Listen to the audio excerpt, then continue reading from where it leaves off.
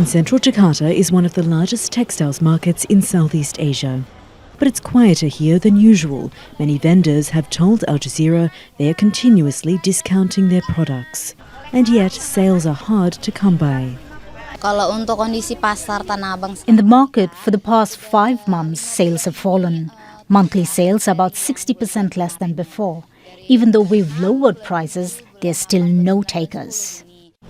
Since May, Indonesia has recorded 5 consecutive months of deflation, with the largest contributions coming from the food and beverage sector. Economists say the falling prices indicate consumers have weaker purchasing power as industrial sectors lay off workers and the middle class shrinks. When there is a weak demand, so not many buyers, so the sellers, the producers may decreasing the prices of their retail and also causing more price to be dropped. And I think for Indonesia as an emerging economies, one of the largest productive class we have in Indonesia, I think it's very abnormal situation. The statistics agency says something similar occurred in the aftermath of the Asian financial crisis in the late 1990s. Official data from September revealed that many people classified as middle class have become poorer in recent years. That number has dropped by more than 9 million people. Economists say that's due to layoffs and fewer job opportunities.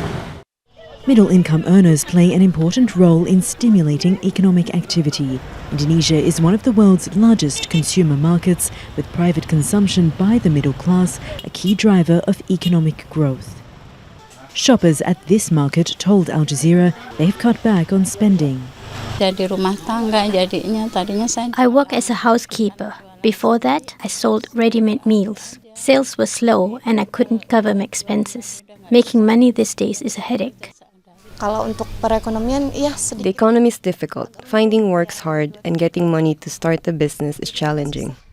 President Joko Widodo says both inflation and deflation need to be controlled so that prices remain stable and producers don't suffer.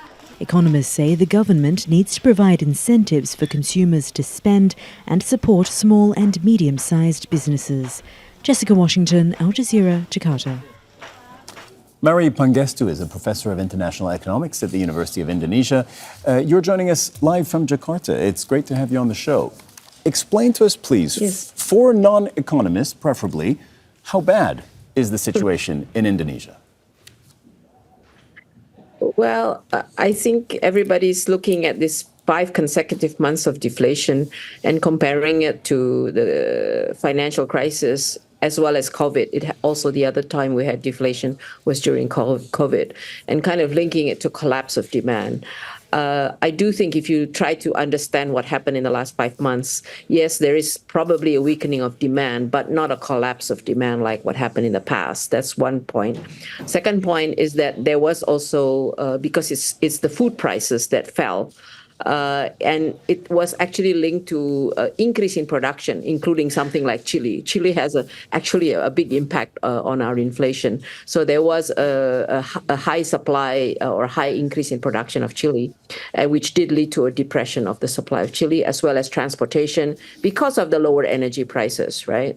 So there are supply side issues. But nevertheless, the fact, deflation or not deflation, we are facing a weakening of domestic demand, as indicated by other indicators such as the price of durable goods falling. There has been a rise in unemployment, and the middle class being squeezed, as you were saying earlier. So there is a decline in domestic demand, but I wouldn't say a collapse.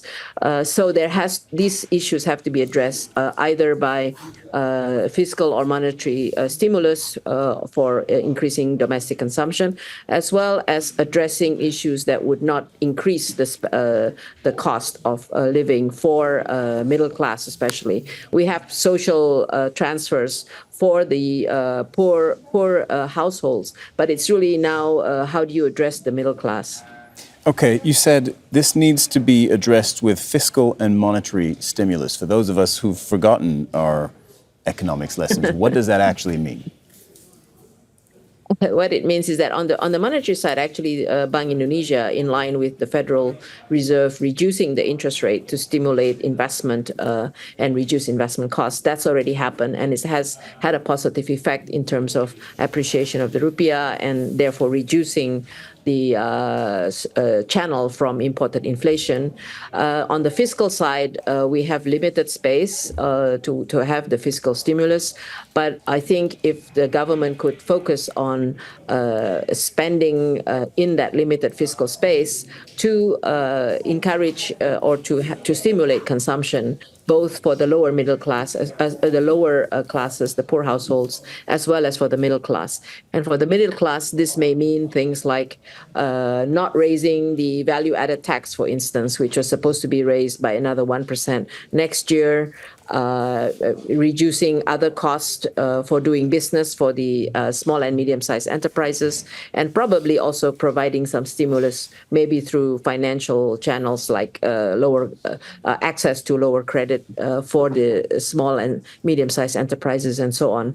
And basically, I think I've heard this coming from the Business Association, just lowering the cost of doing business would actually provide good stimulus for the private sector. Mary Pangestu, Professor of International Economics at the University of Indonesia. Thank you very much. Thank you. Make sure to subscribe to our channel to get the latest news from Al Jazeera.